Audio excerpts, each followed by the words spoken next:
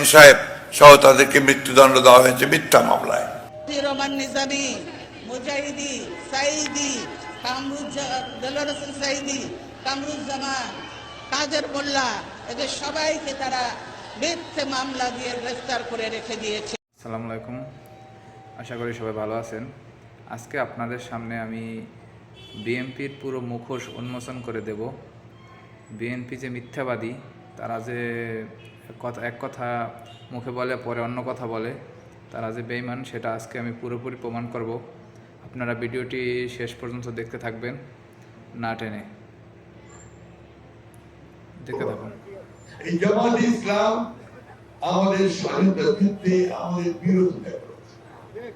আমরা যখন মুক্তিযুদ্ধ করি ৭১ সালে, আমরা যখন যুদ্ধ করে মারা যাচ্ছি, ৩০ লক্ষ মানুষ শহীদ হয়ে গেছে, ২ লক্ষ মাহবুবের সম্পর্ক নষ্ট হয়ে গেছে, তখন ওরা পাকিস্তান সেনাবাহিনীকে সাহায্য, এবং আপনারা সবাই এখান থেকে ভারতে চলে গেছিলেন, মনে নেই আমাদের? বয়স্ক মানুষ হতে পারে, আমরাও চলে গেলাম যুদ্ধে গেছি। তাদের সঙ্গে আমাদের প্রথম যে অমিলটা, সেই অমিলটা হচ্ছে যে তারা বাংলাদেশের স্বাধীনতাতে বিশ্বাস করে। আর আমার তো শুরুই হচ্ছে বাংলাদেশের স্বাধীনতা দিয়ে। আমার দলের প্রতিষ্ঠাতা জামাত ইসলামের নেতৃবৃন্দ, আমাদের মৌলানা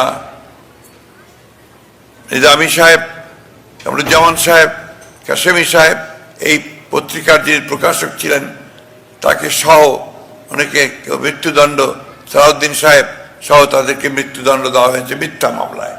রহমান নিজামী, মুজাহিদি, সাইদি, দেলোয়ার হোসেন সাইদি, কামরুজ্জামান, কাদের মোল্লা, এদের সবাইকে তারা মিথ্যে মামলা দিয়ে গ্রেফতার করে রেখে দিয়েছে।